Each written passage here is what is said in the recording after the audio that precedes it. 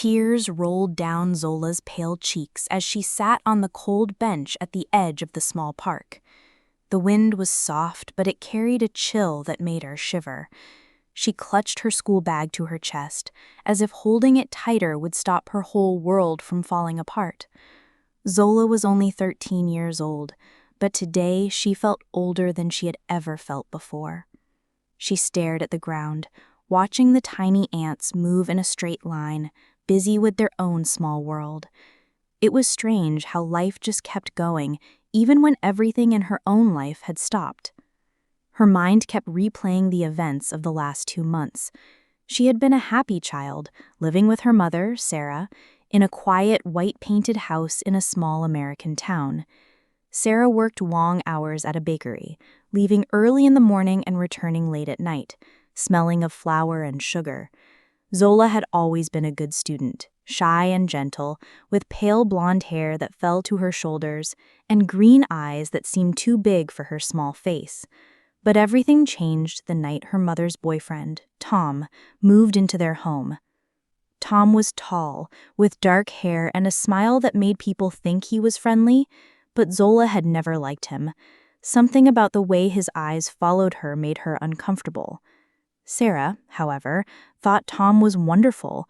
She would laugh at his jokes, cook him dinner, and listen to his big dreams about opening a car repair shop.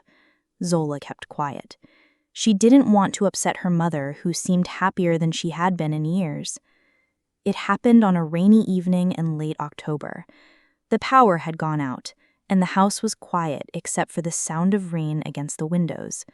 Sarah had gone to the bakery to check on a late order, leaving Tom and Zola alone in the house. That night was the night Zola's childhood ended. She never told anyone at first. She went to school, pretended to do her homework, and smiled when her friends talked about their favorite TV shows. Inside, she was breaking. By December, she noticed the changes. Her stomach felt strange. She was tired all the time. She would feel sick in the mornings, rushing to the bathroom before her mother noticed. Zola didn't understand at first. She thought maybe she had caught a flu that just wouldn't go away. But then she remembered the health class at school, the one where the teacher explained what could happen to a girl's body. The truth hit her like a stone in her chest. She was pregnant. Her heart pounded every time she thought about it. She didn't know what to do. She was just a child. She couldn't tell her mother. Sarah would be angry, or worse, she wouldn't believe her. One cold afternoon, her best friend Lily noticed something was wrong. They were sitting under the big oak tree behind the school, sharing a packet of chips, when Lily asked, "Zola, are you okay? You look, I don't know, different?" Zola hesitated. Her hand shook as she picked at the chips. "I'm fine," she lied. But her voice cracked and Lily frowned. "No, you're not," Lily said softly. "You can tell me. I won't tell anyone." The words tumbled out before Zola could stop them. She told Lily everything, about Tom, about that night, and about the sickness in the mornings. Lily's eyes widened, her mouth opening in shock. "Oh my God, Zola, you have to tell your mom," Lily whispered. Zola shook her head quickly. "I can't. She loves Tom. She won't believe me. She'll just think I'm making it up." For days after that, Zola avoided everyone. She started wearing big hoodies to hide her growing belly. She would skip lunch because the smell of food made her feel sick. Her grades began to fall, and the teachers noticed, but when they asked, she said she was just tired. The weight of the secret pressed down on her chest like a heavy stone. One Saturday morning, she stood in front of the bathroom mirror, lifting her hoodie. There it was, a small but clear bump. Her green eyes filled with tears. "I'm just a child. Why is this happening to me?" she whispered to herself. That same week, Sarah came home early from work. She was in a good mood, holding a box of cupcakes from the bakery. "Zola, come try these. I made a new recipe." Zola stepped out of her room slowly, her hoodie zipped all the way up. She smiled weakly, but Sarah noticed how pale she looked. "Are you sick, baby?" Sarah asked, touching her forehead. Zola shook her head. "Just tired. You've been tired for weeks. If you don't feel better, I'm taking you to the doctor. Panic shot through Zola's chest. If she went to the doctor, Sarah would find out, and then everything would come out. That night, Zola lay in bed staring at the ceiling, listening to the sound of Tom's voice from the living room. Her stomach twisted, not from the baby, but from fear. She knew she couldn't hide forever. The next day at school, Lily pulled her aside. I've been thinking, you need help, Zola. And if you won't tell your mom, maybe you should tell a teacher? Or the school nurse? Zola shook her head again. If I tell anyone, they'll tell the police, and then Tom will hurt me. I just know it. But Lily wasn't convinced. She loved her friend too much to let her face this alone. The days passed slowly, each one heavier than the last. Zola started feeling the baby move inside her. The first time it happened, she froze, her hand pressed to her stomach. It wasn't just a sickness anymore. It was real. There was a tiny life inside her, and she didn't know whether to cry or scream. One afternoon, as she sat in the park, she heard footsteps behind her. She turned and saw Tom. He was smiling that same smile she hated. Out here all alone? He asked casually, sitting next to her. Zola stood up quickly, her heart pounding. Don't talk to me, she whispered. Tom's smile faded. His voice became cold. You better keep your mouth shut, Zola. If you tell anyone, no one will believe you. And your mom, well, she'll choose me over you. Zola's legs trembled. She ran home without looking back. That night, she made a decision. She didn't know what would happen next, but she knew she couldn't stay silent forever. She was just a child, but she was about to fight for her life and the life of the baby growing inside her. Zola woke up to the sound of her alarm clock, its sharp beeping filling her small room. She pressed the button to stop it and lay still for a moment, staring at the ceiling. Her stomach felt heavy, and there was that same morning sickness again. She ran to the bathroom and leaned over the sink, breathing slowly until the wave of nausea passed. She rinsed her mouth and looked into the mirror. Her green eyes looked tired. Her cheeks were paler than usual, and her hoodie, which had always been loose, was now beginning to stretch around her belly. She pulled it tighter and went back to her room. Sarah was already in the kitchen making coffee. "Morning, sweetie," she said. "Hurry up, you don't want to be late for school." Zola mumbled a reply and sat at the table. Sarah slid a plate of scrambled eggs in front of her. "You need to eat more, Zola," she said. "You're getting too thin." Zola stared at the eggs, her stomach twisting again. "I'm not hungry," she whispered. Sarah frowned. "Zola, you've been saying that for weeks. If you keep this up, I'm calling the doctor." Zola forced a small bite, just to stop her mother from asking more questions. She knew she was running out of time. The bigger her belly grew, the harder it would be to hide. At school, things were getting worse. Her classmates had started whispering. One day in the hallway, she heard two girls giggling. "Look at her hoodie," one of them whispered. "She wears it every day. I think she's hiding something." Zola kept walking, pretending she didn't hear, but inside she felt like the walls were closing in on her. Lily stayed close to her. She walked with her to class, sat with her at lunch, and tried to make her laugh, but even Lily could see the changes. "Zola," she said one afternoon, "you're almost 4 months now. People will notice. What's your plan?" Zola shook her head. "I don't have one." That same week, during gym class, Coach Miller told the girls to change into their sports uniforms. Zola froze. The uniform shirt was tight. Everyone would see. I don't feel well," she told the coach. Coach Miller frowned. "You've been skipping gym for weeks. What's going on?" Zola stammered. "Just headaches. I'll be okay." Coach let her sit out, but the look on her face said she didn't believe her. A few days later, the nurse, Miss Henderson, called Zola to her office. The nurse was a kind woman with soft gray hair and glasses. She smiled warmly as Zola walked in. Zola, I've been a nurse here for 15 years. I can tell when a student isn't feeling well. You've lost weight in your face, but your stomach, it's different. Is there something you want to tell me? Her hands started shaking. No, she whispered. Miss Henderson sighed. I'm not here to get you in trouble. I just want to help. But if something's wrong, hiding it will only make it harder. Zola's throat tightened. She stood up quickly. I have to go. I'll be late for class. Miss Henderson watched her leave, a worried look in her eyes. That night, Sarah came into Zola's room without knocking. Your school called, she said.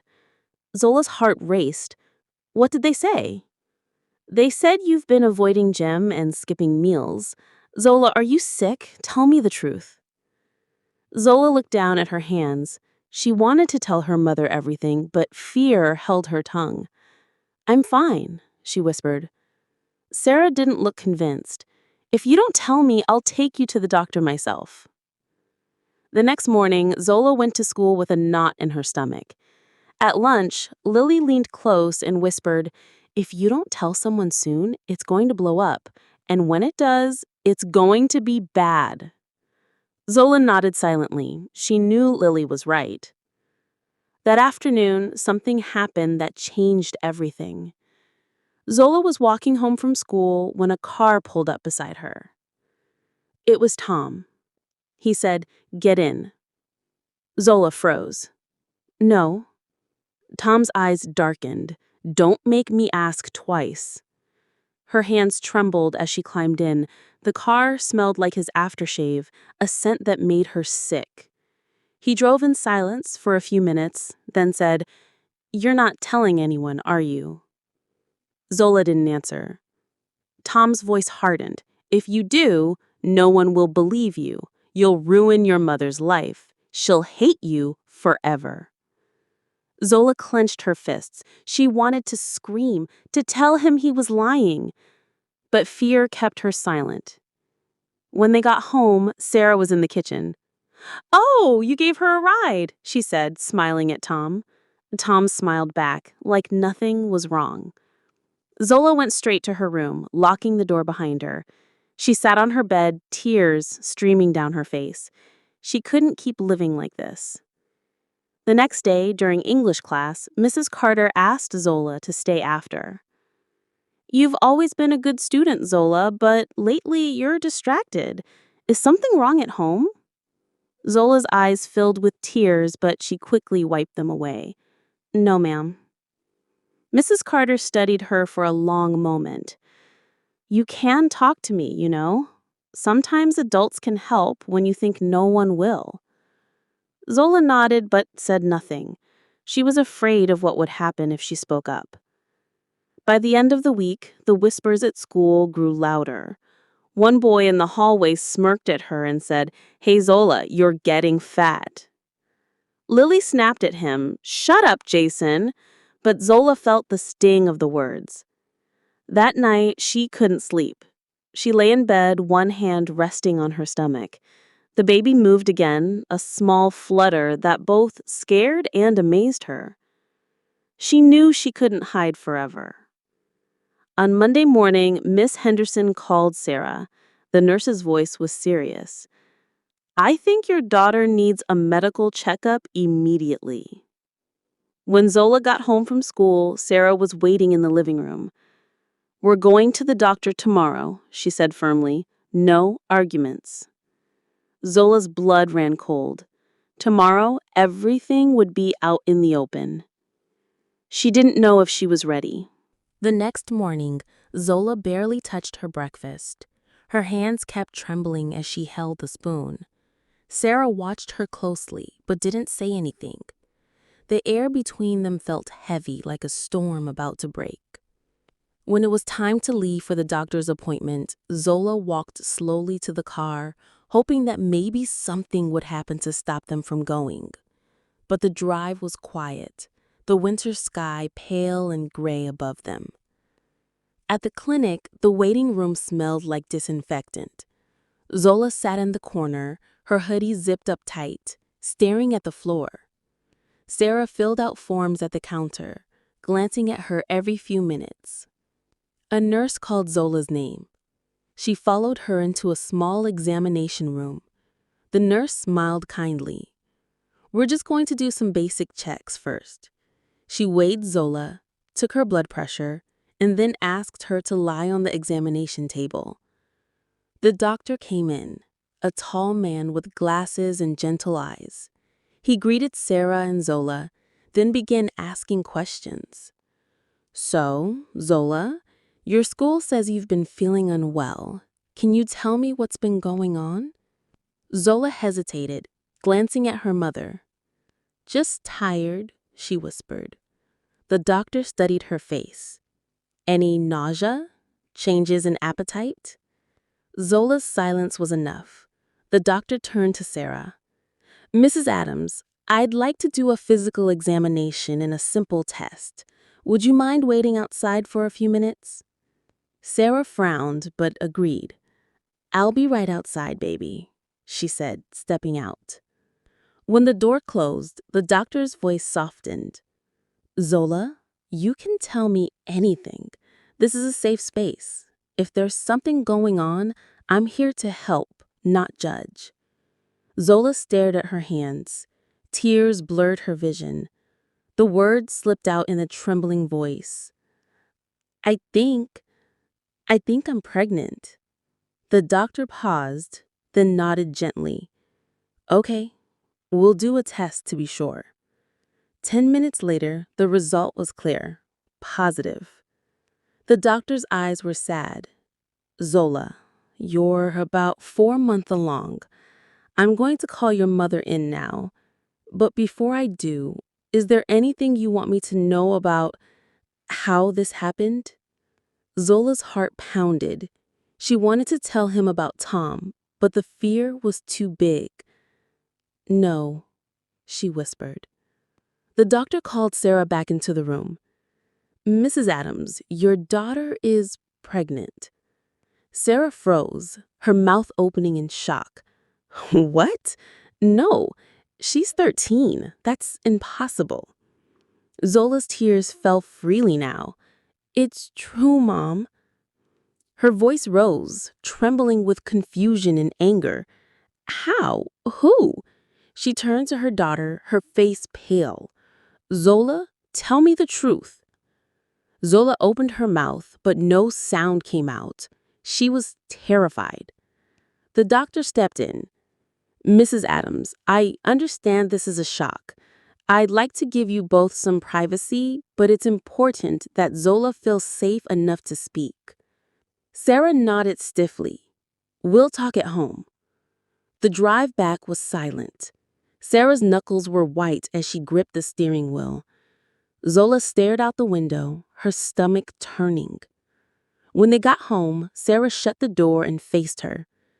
"Zola, I need to know. Who did this to you?" Zola's lips trembled. I can't say." "You can't or you won't." Tears streamed down Zola's face. "He said no one would believe me." Sarah froze, her eyes narrowing. "He? Who is he?" Zola's voice was barely a whisper. "Tom."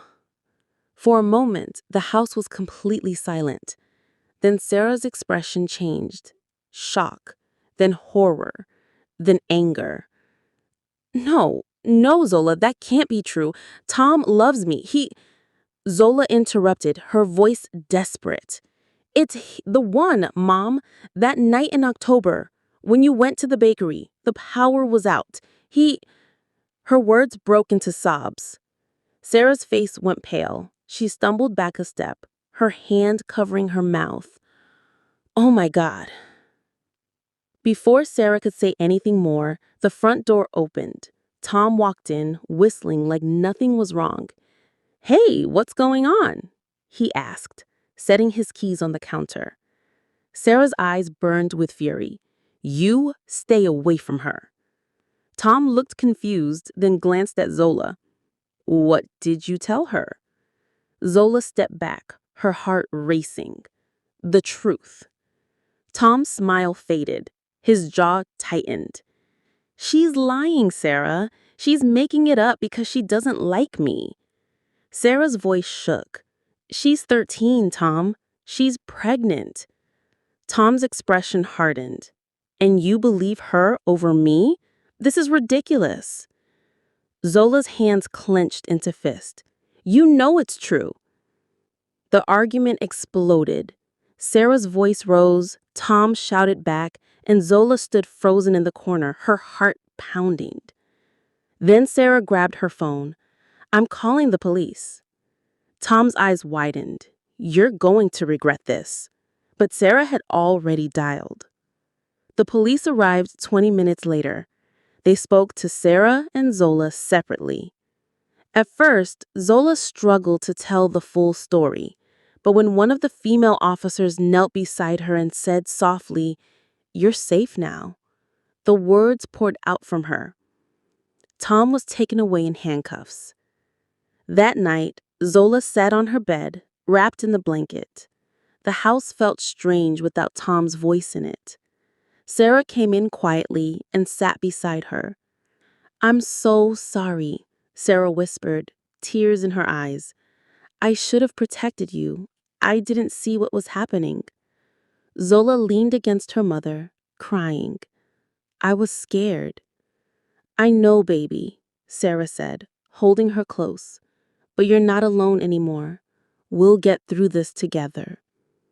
For the first time in months, Zola felt a small spark of hope. Her life would never be the same, but maybe, just maybe, she could start to heal.